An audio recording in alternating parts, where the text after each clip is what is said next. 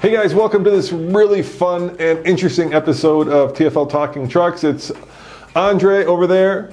Hey Roman. Hey Andre, you're so far away. Yeah, we're still socially distanced. And me. Today we're going to have a really interesting show because if you're in the market, Andre, for a Gladiator, a Silverado, or an F-250, you're going to want to listen to this. Even if you're not in the market, because we're going to let you guys know the top things we love and, of course, hate about the trucks that we've now owned almost a year. Yes. All right, let's do the intro and we'll be right back. Thank you for joining TFL Talking Trucks podcast. If you love pickup trucks or big full-size SUVs, if you love trailering, towing, and going off-road, this is the right place to be. Together we can make this podcast the most popular ever. All right, Andre, let's get right into it. Now, almost a year ago, give or take, we purchased 3 trucks, right? We bought a Jeep Gladiator, which we modified. We'll talk about that. We bought a Silverado, Trail Boss, and of course, we bought the F-250 with the 7.3-liter Godzilla engine. And since then, we've put out about 10,000 miles on all 3 trucks. Yeah, and these are hard miles. I mean, we've been off-road. We've filmed, 7 episodes of No Pavement Needed. This is a video series where we take all 3 trucks before they were modified and also after, mostly after, and take them on signature passes all across Colorado, very difficult off-road trails. And I also have right here our playlist, TFL Truck Channel. Yep. I have a playlist for No Pavement Needed because it shows kind of the highlights of everything we've done with each truck. Okay. Yes. So check that out. You can probably roll the videos while we're talking about the Gladiator. Yep. Let's start, like I said, with the Gladiator. Let's start mid-size, full-size, heavy-duty because, well, that's the way that the mama, baby mama, and Papa Bear are. Yes. The Gladiator we purchased by trading in a Wrangler, and you know I think Jeep hates this, but the look of it is like a Gladiator is basically a Wrangler with a bed. Yeah, but of course, you know, we can dig into it further because it does have a trucky frame. But really, we purchased the Gladiator because it was new, right? Yeah. The mid-size segment is pretty hot already. It was hot. The Tacoma was the king of the hill, and it still is in terms of sales. But the Jeep is a new entry, and we wanted to learn more about it. Is it really a Wrangler with a bed, or is it actually a true pickup truck? And how capable is it off-road, right? Yeah, and we're going to answer these questions. And the reason we buy these trucks is so that normally we only get the vehicle for about a week. We want to live with it. We want to see what breaks and what doesn't. We want to see what it's like to go to the dealership. We want to see what it's like to spend hours behind the seat. And we've done that with all 3 trucks now, and that's what you're going to get today. You're going to get a really deep, in-depth dive on 3 of these. Now, we bought the Gladiator in a color called Gobi, which is pretty cool. It's kind of a sand color. It's kind of the color du jour. It's a very popular color right now. And the one thing I can tell you right about Gobi is it doesn't show dirt. Yeah, but it's also kind of a military color almost, right? Like a desert military vehicle. And then, of course, we enhanced it by putting all these parts from Mopar, right? We gave it a lift, we gave it bigger tires, 35s, a winch bumper and a winch and a snorkel, but it's not a true snorkel, right? No, none of these actually it just raises the air intake. It doesn't really seal. You can't actually get a true seal so that you actually increase the height of where the air comes into the engine. But, let's face it, here in Colorado, we're not crossing rivers. Swamping, yeah. So, like I was saying, the cool thing about the Gobi is it doesn't show any dirt, which we found out right away. It also, it looks really good because what we did was we took the spare wheel that comes with any Gladiator, and we got 4 more of them. Yes. And we gave it kind of a military look. Yeah, right there. You can actually see it. If you're watching this on TFL Talk channel, you can actually see everything we're talking about.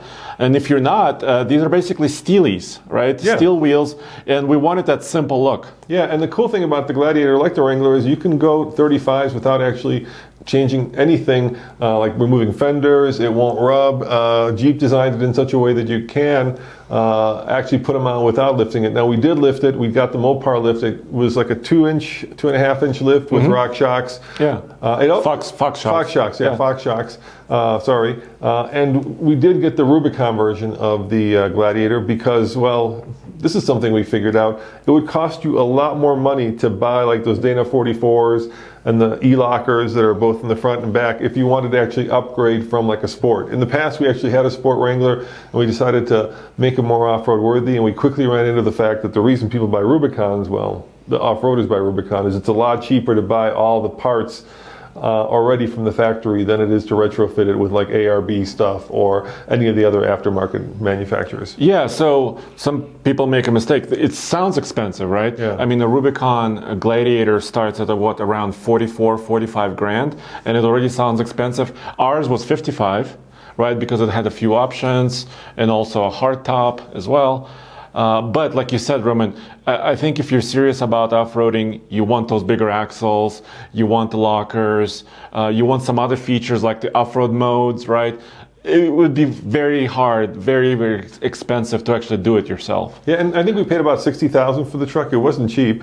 Well, 55, that was the sticker price. Right. But then, of course, all the extra parts added way more. Added maybe $15,000 more. Yeah. And we didn't pay that, actually. That came from our friends at Mopar, so thank you. The engine choices now and back then were very limited, right? In the Wrangler, there are 3 engine choices. Right. There's a little turbo. There's a 3.6 liter Pentastar, and then of course there's a new diesel. But in the Gladiator, there's 1 engine, right? Yeah, it's a 3.6 liter V6 with an 8-speed automatic or a manual, which is nice. That Jeep is still offers a manual. We chose the automatic, the 8-speed. And why did we choose that? Because our previous Wrangler was a manual, and it's a bear when it goes off-road. It's really hard. You got to slip the clutch, and manuals are great. I love them, but off-roading, I'll take an automatic all the time. There's enough to worry about without having to actually think about how to burn the clutch when you're trying to get over an obstacle. Yeah, and also an 8-speed offers a little bit better fuel efficiency too. So if you look at the EPA ratings, fuel efficiency ratings, the Jeep is rated, I believe, at up to like 21 mpg on a highway, which is for a big 4-wheel drive, really tall truck. It's not a bad number, actually. But we also towed with this truck, right? Yeah, before we lifted it, we actually took it up the Ike, and this is the second Gladiator we took up the Ike, and actually things changed from the first one. The first one belonged to FCA, and that Pentastar screamed, right? The Gladiator has a towing capacity of just, 7,200 if you get it to the max version, right? The one that tows the most. Yeah, it's like 7650 is like the sport, right? The base one. Then the Rubicon does 7,000, right? Even, and we pushed it to the limit, right? We pushed them. And it's funny, the first one we took up the Ike, that little Pentastar just screamed. I say little, it's not that little, but that V6 just screamed and screamed and screamed.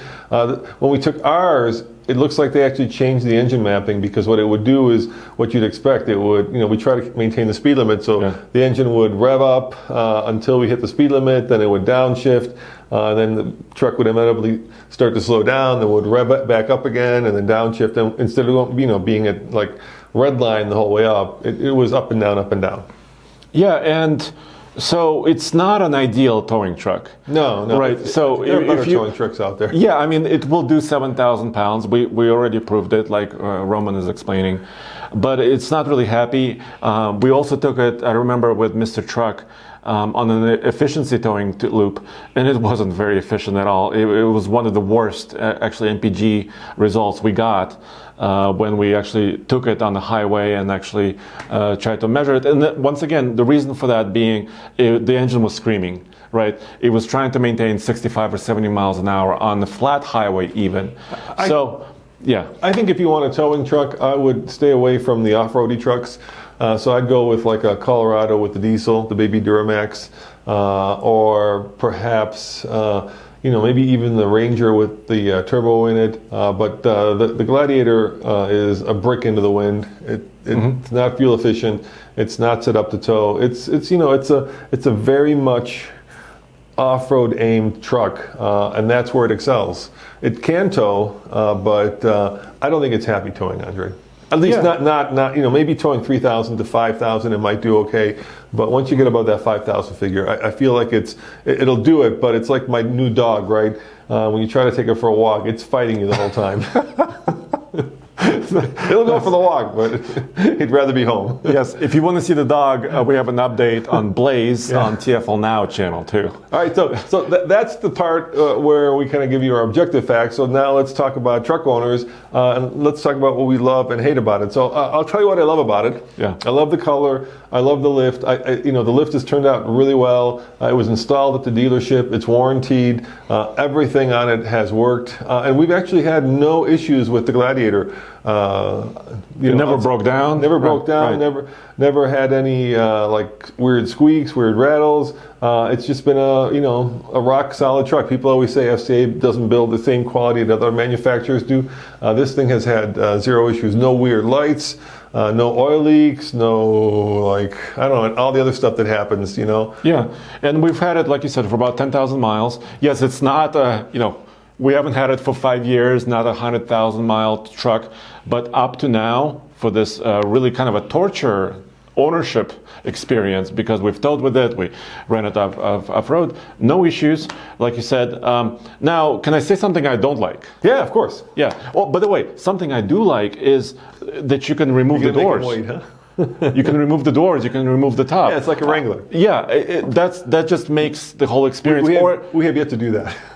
Or the possibility of doing that, yeah. Right? It's in the back of my mind. I bought this truck. Yes, it's expensive, but if I wanted to just have a convertible, I could have it. I love that. So what don't you like about it? So one thing, doors are really small.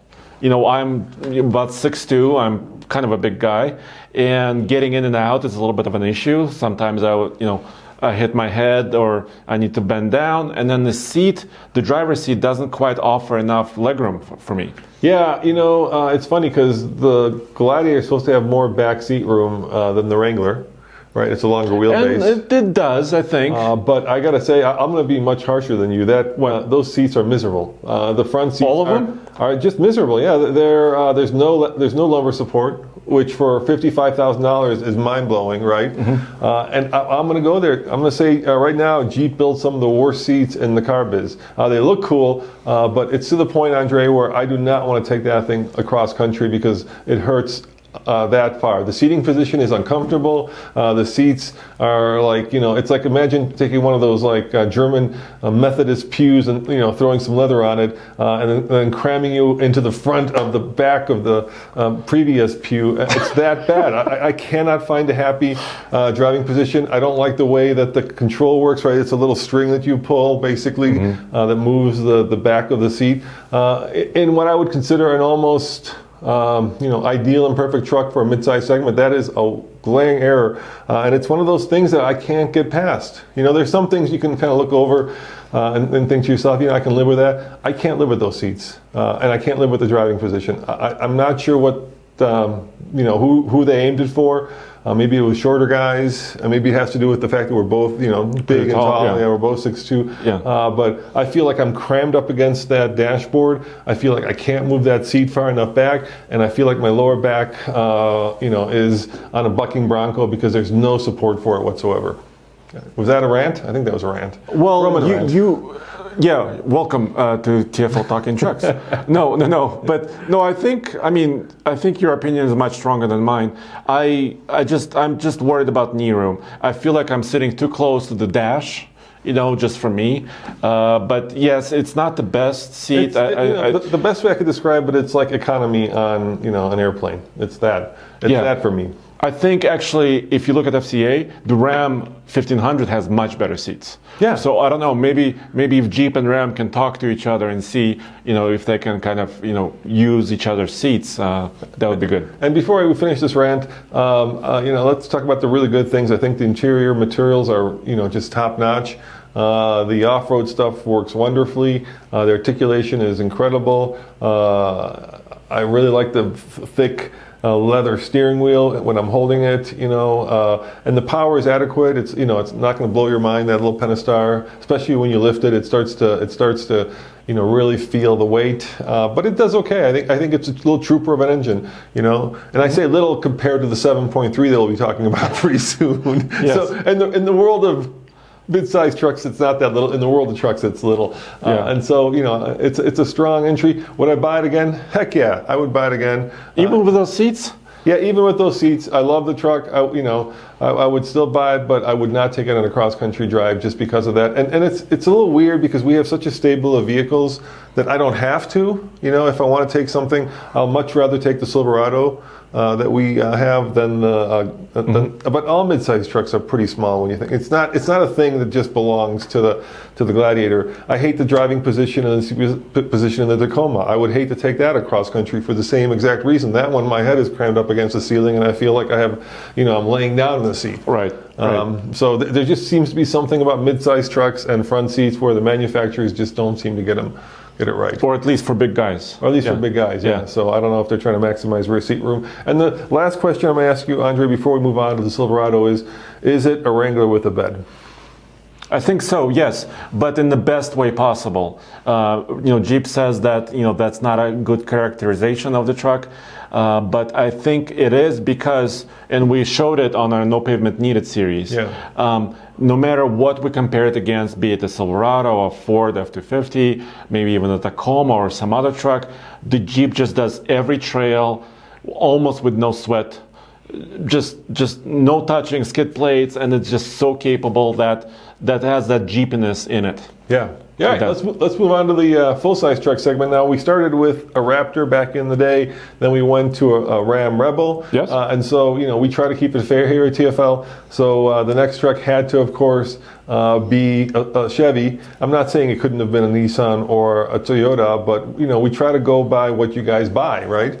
And so we try. And what's new also. Yeah, and what's new. Yeah. And so, we try to get the most popular and the newest vehicles. And the Chevy Silverado was new. We chose the Trail Boss, which is, of course, the off-road. Is that, would you say? Yeah, it's the most off-road worthy. GM truck right now. Right now, yeah. Full size. Full size, yeah. There is a ZR2. That's a whole different story. That's a whole different story. But a full size truck, the Trail Boss currently, they don't have a true Raptor competitor, right? If you're looking at Ford Raptor and you're comparing it to the Silverado or GMC trucks, the Trail Boss is it. The GMC has the AT4 edition, which basically a kind of a cousin or a twin of the Trail Boss. Now we chose a red one because those are TFL colors. Yep, red. And I love actually the look of the thing. I love the kind of the red and black design of it. You're right. It's kind of blacked out except for the red parts, or it's red except for the black parts, and that's really cool. It's like like the stuff you're looking at here. Yeah. And it just really works. And the Trail Boss is basically a leveling kit. I think it's not really even a lift, right? It just gives you a little bit of a lift. It's a block lift. It's a block lift. So here, let's just quickly talk about lifts. Why don't you explain that? What's the difference between a block lift and a true lift? And a true lift, yeah. So a true lift would be where you're actually replacing the springs themselves. There could be coil springs, cylindrical springs, or they can be leaves, those big giant rear springs. If you want to lift, you can buy a brand new set of springs, and it's kind of expensive to do because you're actually building that lift into the suspension system itself. Or what some people do, and in this case Trail Boss from the factory does, you can put little spacers either underneath the spring or above the spring, virtually lifting the truck, right? Yeah. But it's not the best because you don't have that full range of motion, right? You don't have that support of that suspension system. So if you had unlimited budget, I would say always go for that. Well, that's a weird way of putting it. If you had a little bit more money, go for the true lift. Yeah, let's say the F-250 had a Carly real lift, right? Yeah, true lift. And that was like $10,000, wasn't it? Yeah, including shocks and everything else. Yeah, 10 grand. And we'll get into that in a sec. Yeah. Whereas the Trail Boss has a block lift. If you were to get one from like High Country, they're not expensive. They're under $1,000. Yeah, a few $100. A few $100, yeah. And so we went with the 5.3. Why did we do that, Andre? Why not the 6.2? Well, so at the moment, we went to the dealer, right? Yeah. Our friends at Johnson Auto Plaza. And they didn't have a 6.2. This was a little bit before the 6.2 was actually in dealers, even though they were announced back then. And also, this 5.3 had a 10-speed, and the 5.3 is their most popular engine in the Silverado. It's also available in the Tahoe and the Yukon and some other. It's the workhorse. It's the workhorse engine that everybody buys, or majority of the Chevy truck buyers purchase. And the 10-speed was new. So we wanted to put them together and see exactly what we had. Yeah, the funky part about GM is that you can now get three different transmissions, right? Yes, and like up to 7 different powertrains in these trucks. It's pretty crazy. Which is insane. 8-speed and a 10-speed, and we wanted the newest one, 10-speed, which is co-developed by Ford, so it's basically the same one that's in the Raptor. So we went with the 5.3 just because we thought that 380 horsepower was plenty. We didn't need the big 420 horsepower. Although, of course, that's nice. Extra power is always good. It's always good. And there's a big but. The 6.2, and we've had that truck recently on loan. It requires premium fuel, or actually that doesn't technically require it. In the owner's manual, it says highly recommended for best performance.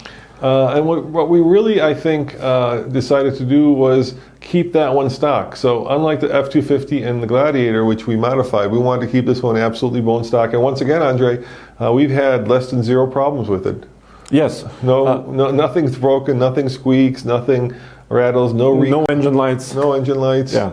It's been dead reliable. And it's been one of my favorite trucks, actually, because I just like the practicality of it. Let's face it, Andre, Ram has taken up the interiors of pickup trucks, specifically the 1500. And GM's, even the newest, looks like it's a generation behind, right? The screen is small. The plastics are pretty plasticky. It just feels like it's a little bit dated in where it should be. Yeah, I would agree. It is usable, though. We have a column shift. Very functional. Very functional column shift. I love kind of the old school transmission control. And we kind of did go from the Rebel, which had a lockable rear diff. Selectable, yep. Yeah, to electronically lockable, right? To now basically a mechanical automatic. Yeah, the G80. And off-roading, it proved to work. But there is a little bit of a time delay from when one of the wheels starts to slip to when it actually locks. So there is this kind of, like, you can't quite anticipate it, right? You'll be like driving along and you'll have, I have no traction. All of a sudden the truck will, get traction, it'll move ahead. So it's not very smooth. No. But it works. Both are true. And I that's not my favorite part of this truck. The jerkiness sometimes when the rear locker is enabled or engages by itself, and sometimes on slippery surfaces, let's say you're on a little bit of ice or snow, if you have that jerk, you can go sideways, right? You can lose traction, so that's not ideal. And now one of the things that we read a lot in your comments, and of course just in our emails, is that some of the GM engines that have cylinder deactivations have issues down the road, right? And ours has it, but at 10,000 we haven't experienced any issues. So 12,000 now, dude. We've been driving, the bejeebies out of this truck. So it has the latest cylinder deactivation system. Right. It used to be, before 2019, they had 8 or 4 cylinders, 8 or 4, and the truck would kind of go between them. Now it can kind of cycle all the way around. It's like round robin, or I don't know. Just it can run on 2 cylinders, then skip another one, run on 3.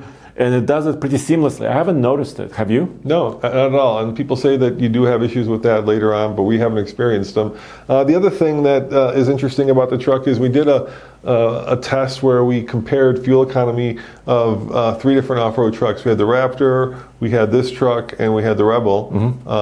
And the Chevy was dead on with what the EPA said. It's actually very fuel efficient. Yeah, 21 is what the EPA says for this truck. So it's basically the same as the Gladiator as far as the rating, but we got it. Exactly, yeah. 20.7 or 20.8. Over a 300-mile loop. Yeah, huge. We did it several times, not just one trip.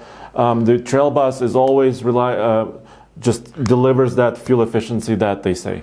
Yeah, and I would say that the exhaust note is pretty muted, wouldn't you? It's I think with the 6.2, if you love exhaust note, if you like that V8 rumble, you're not going to get it with the 5.3. I noticed it got a little louder, like as we evolved it. So it kind of breaks in the mufflers, I guess. Sometimes that happens.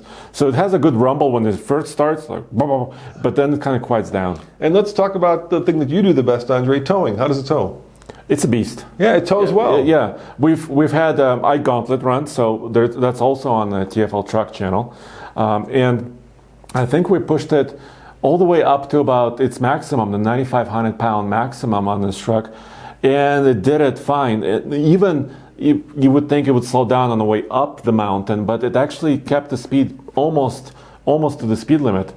And it's solid. The rear axle, and the leaf springs in the rear just make it very, very solid towing experience. So it's an off-road truck, but it can also tow. It won't tow over that amount, obviously. But if you want to tow under, I would say, 8,000 pounds or below, I would never recommend pushing it all the way to the limit. But if about 8,500 or below, it will tow great. Yeah, I use it to pick up our smart car or Tweety. Right, that wasn't a lot, but it didn't care. It's just it's become kind of our shop truck. It's just that useful. It's very utilitarian, and it does everything well. So it's good in the snow, it's good off-road, it's good at towing, it gets good fuel economy, and it's just kind of an all-around good truck. And I gotta say, out of the 3 other trucks that we've owned in the past, full-size trucks, I fell in love with the Raptor, but I just couldn't deal with the fuel economy after a while, right? We were always, and how wide that truck is. Yeah, we were always in the 13s. So as much as I love that truck, first gen Raptor, the fuel economy was really painful. I never connected with the Rebel. That was kind of your project. But even the Rouser? Yeah, even that Mopar exhaust. Yeah, I never connected with it for some reason. I don't know why. It just was I hogging it too much? Did I? You did hog it a lot. No, I don't know. I just never connected with it. But this one I really connected with. I'm gonna be sad to see this one go. So let's talk about the thing that you guys want to know: what we love and hate about it. Let's start with love. What do you love about it, Andre? So I think we touched on it. Good all-around truck.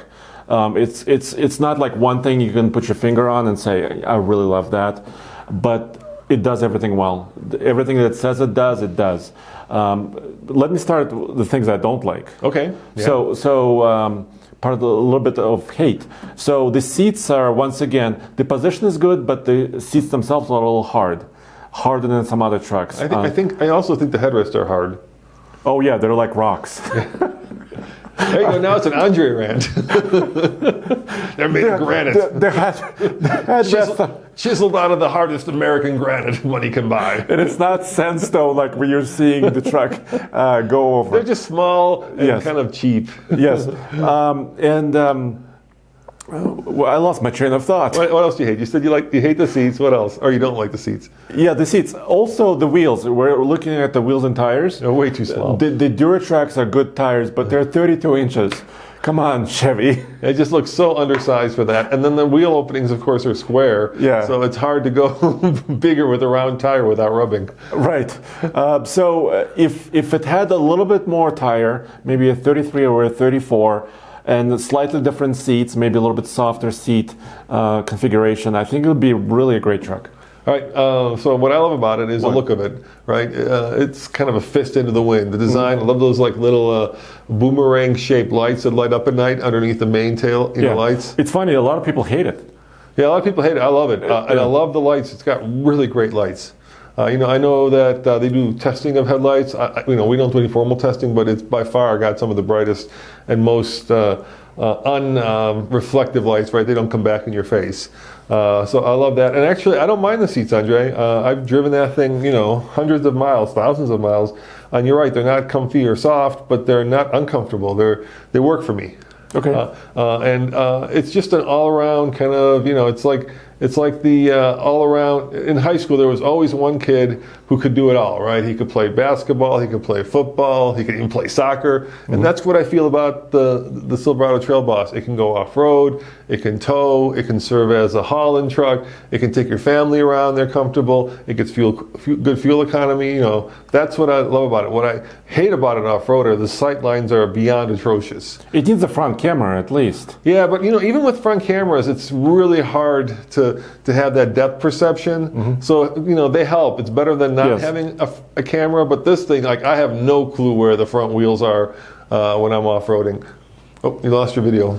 Oh no, we're back. Okay, we're back. We're back. So the sight lines are pretty bad. The plastics are pretty bad in some places. I love the little cubby holes that Chevy puts in the back seats. We always forget about them, but behind the back. Yeah, I call them gun cubby holes. I suspect people use them for other things, but that's what if I had a handgun, that's where I'd put it. That's where I put my groceries. Do you really? No. I'm just kidding. What would you put? That's where you put your borscht. Yes, but you know what you could put you eat in there? borscht? Maybe. Oh, I love borscht. Really? Yeah, my dad makes a great Cabbage. borscht. Yeah, and beets. Yeah. It's very important. healthy. No, like you could put like a recovery rope in there. Yeah, exactly. You know, something you don't use every day, but it just stashes inside of it. Yeah, and so those are pretty cool. Like I say, I'm gonna be very sad to see it go. I think we got a good one there, but it's gonna be time to move on. And of course, if you guys are followers of TFL, you know that we've ordered the TRX. So you might be wondering, why don't we go once again with like a Tacoma, a Tundra, and that Or Titan. or Titan. The Tundra is not new. 12 years old. The Titan is new, but I can tell you with three numbers, Andre, why we went with the TRX. You know what those numbers are? 702. Exactly. How could you not? That's the horsepower rating on the TRX. All right. 702. All right. Well, let's move on to the third and final truck that we bought Yes. at the end of last year, actually, and that was the Ford F-250. It was refreshed. They had stuffed a new kind of old school pushrod 7.3 liter V8 into it. We didn't go with the diesel because we were curious. Even though the diesel was also refreshed, we didn't go with the diesel because we were curious about the 7.3. And I'm actually happy we didn't go with the diesel. It's expensive and it's heavy. Yeah, so what we're trying to do is actually build an overland truck once again. Yeah. So the Chevy we kind of kept mostly stock. The Jeep was modified, and the Ford, once again, we wanted to modify it and see what it's like. The 7.3 gas V8 was all new. Everybody wanted to know about it, right? We had emails, every day, dozens of them, of people asking about the engine. And it has a new transmission, right? 10-speed heavy-duty transmission, which was huge. The new diesels are amazing. Like you said, they're awesome, they're powerful, they're torquey. They're also about $9,000 more than what the truck we bought. And also off-road, it adds about, 500 pounds to the front of the truck. Well, here's the crazy thing. We paid about $55,000 for all three of these trucks. Yes. Right? The Gladiator was 55, the Silverado was 55, Yes. and the F-250 XLT was 55. It's funny. Yes. And by the way, the XLT is, they go XL, XLT, Lariat, Platinum, and on and on and on. Yeah. So you would think an XLT would be cheap, right? But the definition of what's cheap and what's not cheap is changing. Yeah. I think so. You would think that an XLT, like a work truck, would be with cloth seats, which this truck has, no sunroof. It doesn't even have heated seats. No, but doesn't. 55 grand. I mean, that's kind of where the market is moving. It's not just Ford. And we wanted to buy it last year because of tax reasons, and so we didn't have a lot of choice. We found one actually. They were just starting to come in at the end of the year. We had to buy it before the year ended, and we found one up in northern Colorado that was. It was Wyoming, dude. It was. Oh, it was Cheyenne. Wyoming. That's right. Yeah, Cheyenne. Cheyenne. That was Yeah. kind of this funky color. I didn't love it when I saw it, but there was no choice. But when we got it, I kind of fell in love with the color. It's kind of this pewter color. Yeah. It was, like I said, it was the XLT, and it was great because the XLT is kind of, it's not quite a work truck, but it's you're not into the premium trucks yet. You're still into the basic trucks. So a couple things about it. We decided to modify it. The first thing we did before we did the lift was we actually changed the exhaust. We wanted to open it up, and we wanted to hear that 7.3 because from the factory, that 7.3 is just very muted. And I talked to the engineers about this because I was curious why. It seems like there's a progression that new trucks are quieter and quieter and quieter, no matter how big the engine is or how massive the truck is. And they said part of it is, or a huge part of it is actually changing regulations. So the regulations are tightening up, and it's not just like one state. One state might allow you to a certain sound level for a truck driving down the highway, but other states are stricter, but they have to kind of make it good for every Lowest common denominator. You don't want to so they're quieting down these trucks. You don't want to be able to sell cars and trucks in California, so yes, you got to go with whatever California does. Yeah, and we wanted a little louder, but we didn't want to wake up the dead or bother people. Yeah, and I think we hit it. We kept I think there's 3 resonators underneath the exhaust, right? We kept 2 of them. We got rid of one of them, and we changed the muffler. Basically. And we went with a Magnaflow. Yes. Yeah, that's right. Right? Am I getting that right? If I'm remembering right? Or Flowmaster. Or was it Flowmaster? Yeah. Oh, it's a Flowmaster. Yeah, I think it's. I'm sorry, I keep forgetting. I forget. Yeah. I don't know. It's. I'm looking at it right there. I guess I could go look at it. But we went with dual exhaust out the back. Yes. Which looked really badass and sounded really badass. On one side. On one side. We on dumped the passenger side. Yeah, yes. we dumped on the passenger side. And then the other thing we did immediately was hey, here's a question for you. Yeah. What do some Japanese say designers is the most important part of a car, or in this case, a truck?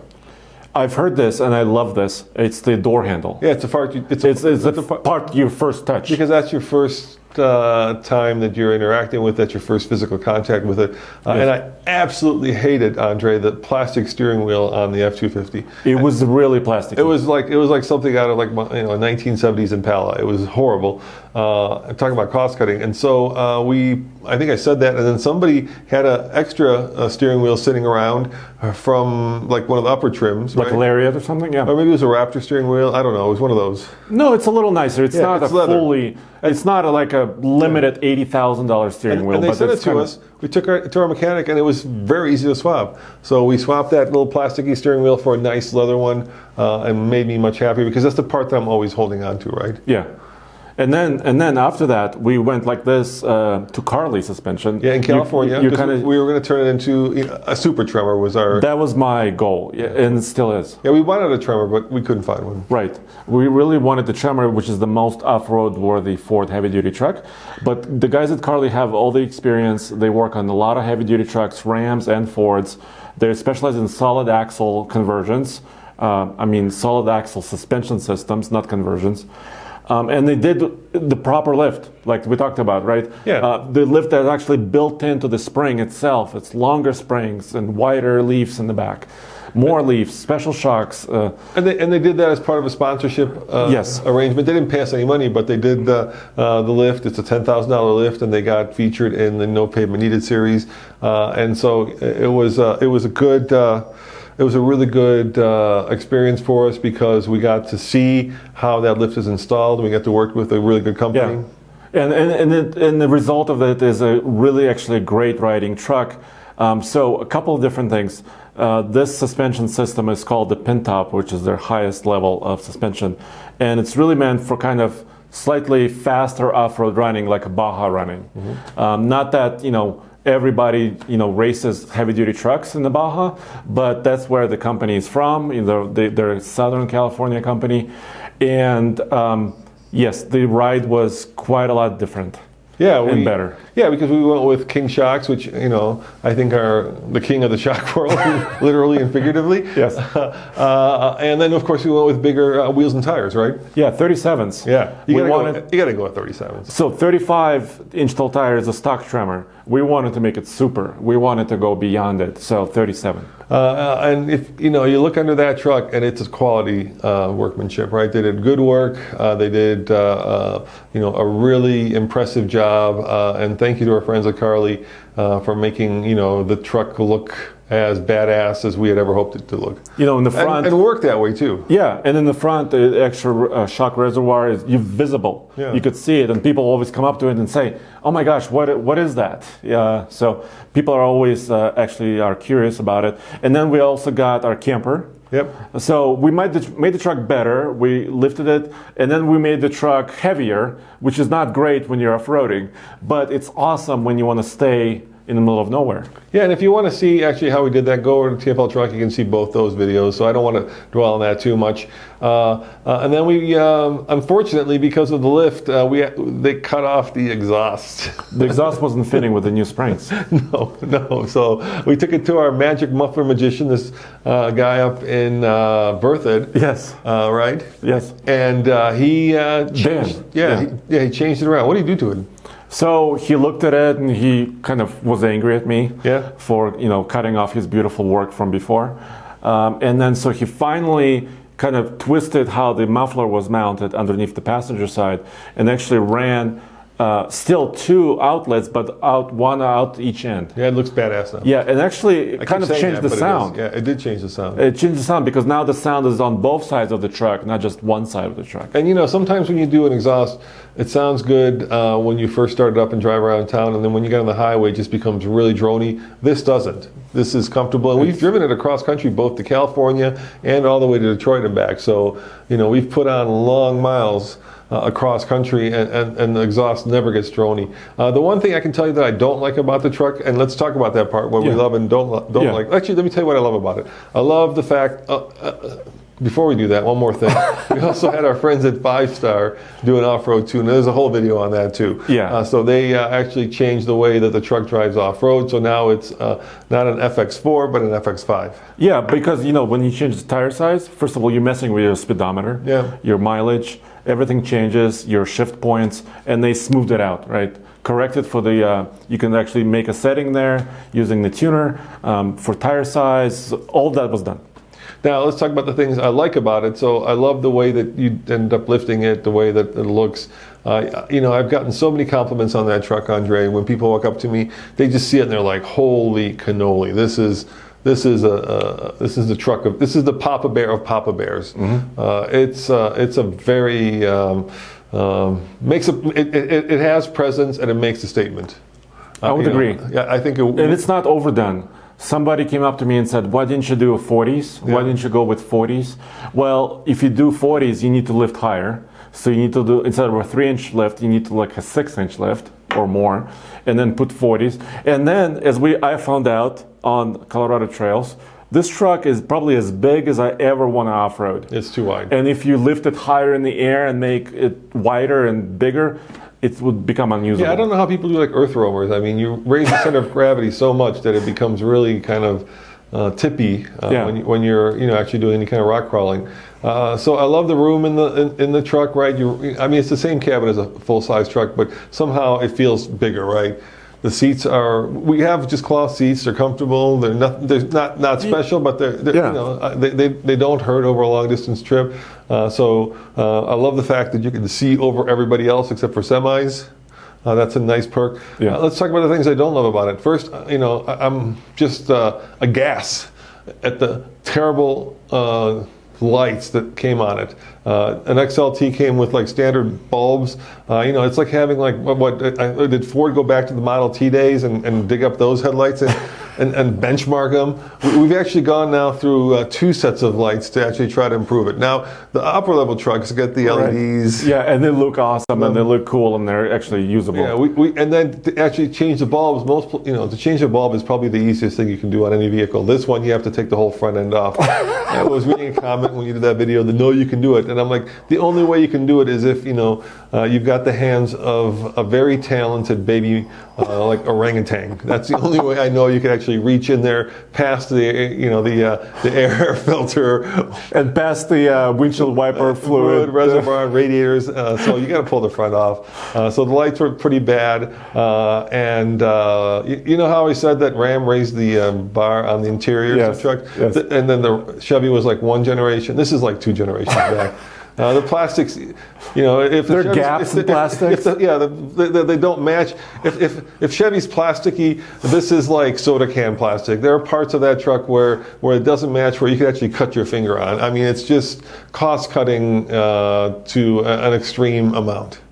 And it was, to be fair, it was probably designed years ago when the F-150 first was changed. So they're using kind of a very similar setup. Yes, I would agree. The interior, you know, there was a part of the interior on the door where it was unfinished plastic. You could cut your finger on. Yeah, I told you could cut your finger on. Yeah. And then before you give your loves and hates, once again, no issues with it. I don't think. Have we had any issues? Oh, no, that's not true. It did leave us stranded. It left you stranded because of a misfire. Yes, so that was an issue with a spark plug wire. Yeah. So it didn't quite leave me stranded. I limped it home, and I was just, probably $27 spark plug wire basically caused one of the cylinders to misfire, and it was severe. You could hear it, and when you accelerated, it would actually like shudder and shake. And when I didn't want to drive it very far, but I got it home, and then a little bit a few miles from my house, there was a dealership, so I got it there. And two weeks later, they were all back ordered. All those. Yes, you couldn't find those spark plug wires, which was beyond me because I would think I could go to a local parts store on every corner and pick one up. But no. So that was an issue, and now we talked to Ford. Yeah. They said it was a supplier issue. They fixed it, and they're trying to get the parts out. So Ford is fixing this issue, which was strange. Other than that, solid as a rock. The transmission is working great. That's a big. Other than that. Okay. Yeah. To lose like a cylinder is a big other than that. But the truck is back. It's back. It's back and running. And we've actually, I think, we fixed the steering wheel, we fixed the lights. So what do you love about it and what do you hate about it? So I love, other than what we already talked about, how it tows. So it's rated to tow almost 15,000 pounds, about 14,500. And we pushed the limits, even with the camper, did several towing tests. Even with stock suspension and actually with modified suspension, the truck is always towing great. The 10-speed allows it to kind of always have power. And then we gave it a little bit, tiny bit more power with the Tune, the 5-star. I love that. It has great power. Transmission is great. What I don't love is, one thing is, that might be obvious, but fuel efficiency. Oh my God, especially with the lift. With the lift and the camper, yes, you might say, what are you expecting when you put, have you're in the single digits. Yeah, I'm in 9s, usually, 9 to 10. Yes, on the highway sometimes when you're cruising, you can get like 11 in this current setup. But yeah, the fuel efficiency after this lift, this is where the diesel would be better actually. Because when diesels are good at this, heavy loads, they can still be efficient. And then visibility. You talked about looking over everybody on the highway, which is great, but when you're near a cliff off-roading, that's not great. So visibility, once again, no front camera, no way of seeing in front of you, that's not good. And so guys, keep in mind that as the year is winding down, we will be selling these. So if you're interested, shoot us an email. At some point, we'll keep you in the loop as to when these are going to go away, because we will be obviously switching out our vehicles for next year. And we know already that the Silverado is probably going to go in exchange for the TRX. And then the question is, what are we going to get instead of the Ford? I've got some ideas. And of course, it's not going to with the camper. That goes back to the pop-up camper folk. Right. But that will also be available. So Andre, and then the Gladiator, I think we're going to keep that one actually. It's such a useful off-road truck that I think it'd be hard to, if you watch... It will save you. Yeah. I think it's going to become our recovery vehicle. Yeah. We've got the winch on it. It's just going to become our recovery rig. And so I think we'll hold on to that one for at least another year. And we'll see after that. So if it were your money, $55,000, Andre, which of the three would you buy? Ooh, wow. Mm-hmm. I would say Trail Boss. I would go Chevy because, like we said, it kind of does everything well. Personally, I have a 6,000-pound boat and trailer that I haul around. Trail Boss would do it no problem. I wouldn't probably want to put that boat behind the Jeep. The Ford is awesome. I love the Ford, but it's a little bit too much. Too big. Yeah, it's not an everyday driver. So, but I would say... At least not in a city. Right, but if you have different goals, if you have heavier trailer to pull, the Ford would be the ticket, but I don't. So the Trail Boss is for me. Yeah, I would say I could highly recommend all three of them. Yeah, I would. I would have no qualms about saying they were all really good for what they do. If it was my heart making the decision, I would go for the Gladiator. But if it was my butt making the decision in my head, I would go for the Trail Boss as well. So, okay. So in the end, just the seats are it's such a deal killer that I need to have something I can actually sit in for more than like an hour or two. So it's the Goldilocks. Yeah, it's a Goldilocks. Yeah, it does everything. And it's not just because it's a Silverado. It's just because that's the right size truck. And that's why the full-size truck segment is the most popular, right? Mm-hmm. It's not as hard to park as a big Super Duty. Duty, and yet it does tow a lot more, much more comfortably than a small truck. And when you do want to tow, like your boat is 6,000, right? When you want to tow, you want something where it's like no sweat, solid and stable. Yeah. Well, there you have it, guys. Hope you've enjoyed this show. Let us know what you think about the three trucks in the comments below. If you're watching this on YouTube, you can listen to it over on Apple on our podcast channel. If you're listening to it, then you can actually see this video if you want to see what the trucks look like. Check out our new Bike channel, Andre? Yeah, TFL Bike on YouTube, TFL Talk, where the podcasts are. Bike is Case and Alex are reviewing motorcycles, electric bicycles, everything two-wheel. And of course, TFL Truck for these. Thank you guys for watching. Thank you to all our Patreon supporters for helping us keep the lights on. Thank you for everybody who's bought one of our t-shirts. And we'll see you next week for another episode of Talking Trucks. Thanks, guys. Ciao.